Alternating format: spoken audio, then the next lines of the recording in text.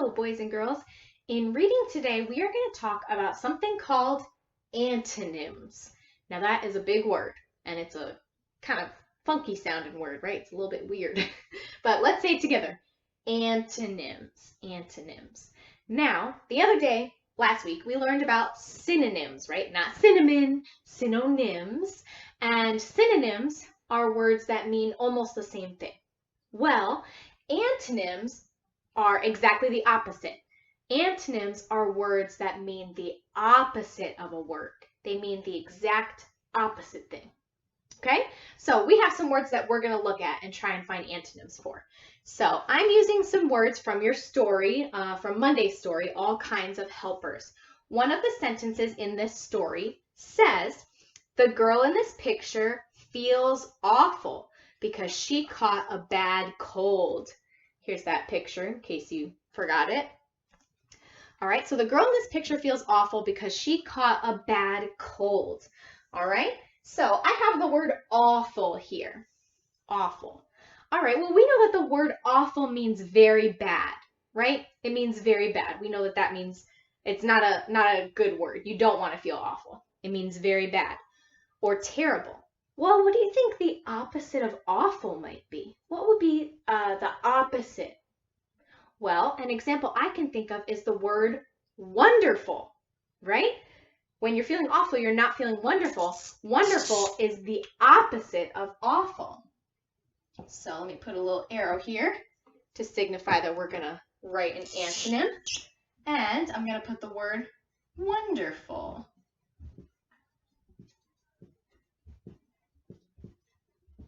All right, so wonderful is the opposite of awful. So wonderful is an antonym of awful. Okay? Does that make sense?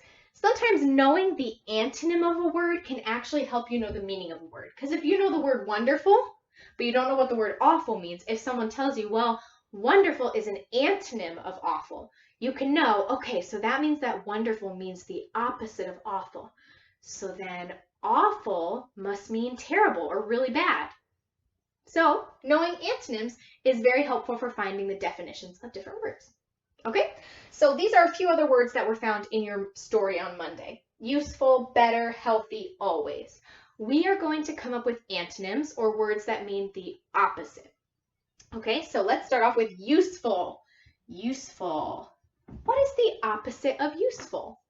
What is the opposite of useful? So useful means something that you can use like all the time or something you can use pretty often. What is the opposite of useful? Remember that suffix, full? It means like full of use. Well, was there another suffix that we learned that means like without? Less, right? So we can say useless, useless. That means it has no use. So it is the opposite of useful. Useless is an antonym for useful. Okay? So if you know what the word useless means, but you don't know what the word useful means, you can say, if someone says, oh, well, useless is an antonym for useful, you can know, okay, so then useful must mean that I can use it a lot because useless means that you can't use it at all. Okay? Makes sense, right? All right, let's go on to the next one. Better. Better. Okay, so we're looking for the word that means the opposite of better. All right? If you're sick, you might say, oh, I'm feeling better. But if you're not feeling better, what would be the opposite of feeling better? It'd be worse. Worse, right? Worse is an antonym for better. Worse is an antonym for better. Now, these words have other words that are also antonyms of them. I'm just giving one example. So if you think of another one, that's really good that you're expanding your brain and using it in that way. All right? Okay, two more. Oh my goodness. Do you see how this is spelled? This is not spelled correctly. Healthy. There we go. Healthy. H-E-A-L-T-H-Y. Healthy. All right. What is the opposite of healthy? Healthy means that you are well. So what would the opposite of healthy be? Sick, right? Sick. If you're the opposite of healthy, that means that you are sick. All right, and then the last one, we have always. Always.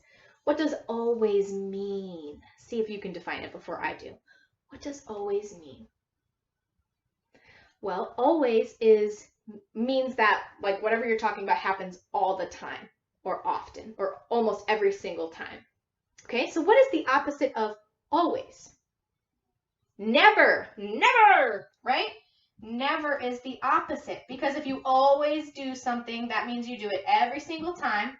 But if you never do something, that means you do it 0 times. You don't do it even once. Okay? So these are antonyms.